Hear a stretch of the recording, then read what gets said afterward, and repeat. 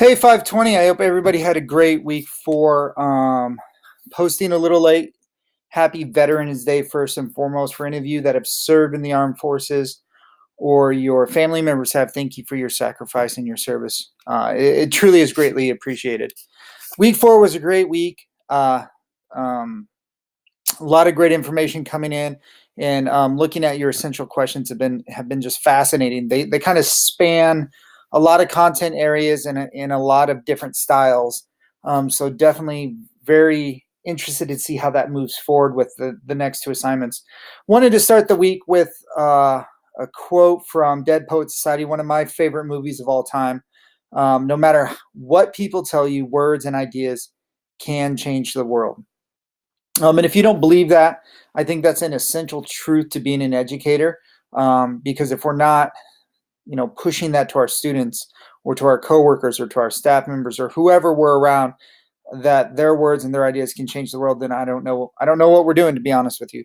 And so this week, we're going to continue looking at curriculum design, unit plans, formative and summative assessments. And a lot of that kind of comes from chapter 7 in the text. It's a beefy chapter. I feel like I say that a lot with the text. It's a heavy text, but it's really, really good. And then you also have to read this article that I've already opened up here, just so you can see. It's 28 pages as a PDF, and it goes through first some of the basics of lesson design and backwards design, and then it kind of gives you some templates to go through. And just really defines, it does a very, very good job of defining a lot of things that we just assume like we know, or we assume other people might know. And so there are good examples of essential questions, and then how you go from that to what students will know and what tasks they'll do and then what evidence they'll show you. So it's 28 pages, but you can see as I'm, just scrolling quickly for you, it's not 28 pages of text.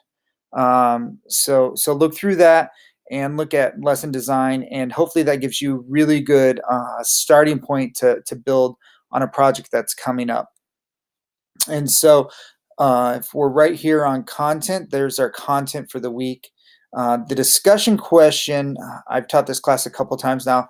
This question, this week 5 question, is one of my favorite questions I've had of any class I've taught so far at Concordia, because the responses are so varied and there's a lot of great information. So briefly explain or describe your thoughts on the difference between educational aims, educational goals, and educational objectives.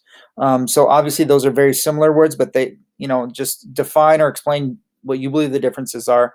And then how is each considered when you're planning curriculum for either yourself in your classroom, your department, your site, whatever level you're at there, and what approach you take.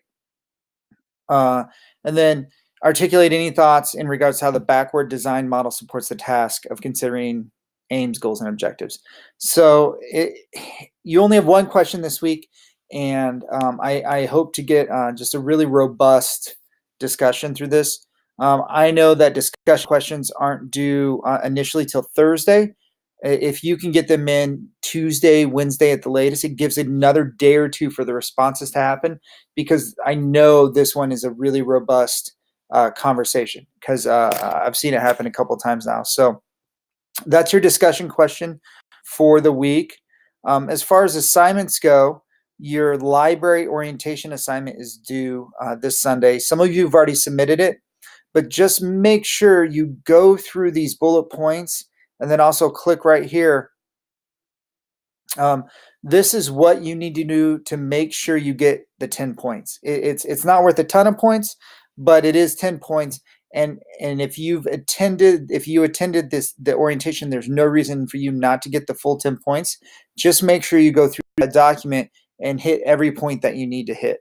And so really for this week, your discussion post, and then this are your assignments. So it's a lighter week. Next week, we go into Thanksgiving, so you get a week off before we jump into week 6, 7, and 8. But looking ahead, coming up, you have the backwards design unit plan, and some more reading in a video. And it's a really good video, but wanted to talk just for a minute. So you guys were working on your essential questions. I gave feedback on those questions. All the grades are up to date. So that's one reason I was posting a little late, because I just wanted to make sure everything was graded for you guys. And so this is a big, big project. This is worth 60 points.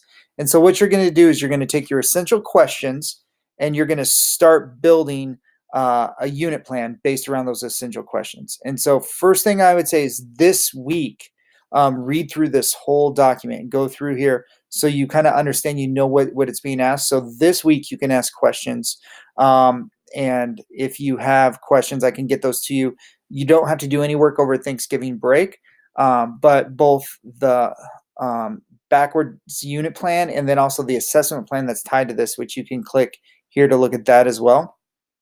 If you wanted to use that week to jump ahead and get things done, you could, or you can do it from week to week. Here is the rubric. And so make sure you understand, if you are one of those students that wants to get a perfect on everything, go through this rubric, and every grading point is based right off of this rubric. So all that information is out there for you to look at. But like I said, for this week, it's really a discussion board question and then posting something you've already done in the library orientation. As always, if you have any questions, please reach out and let me know, and I'll try to get back to you as soon as possible. Have a great week 5.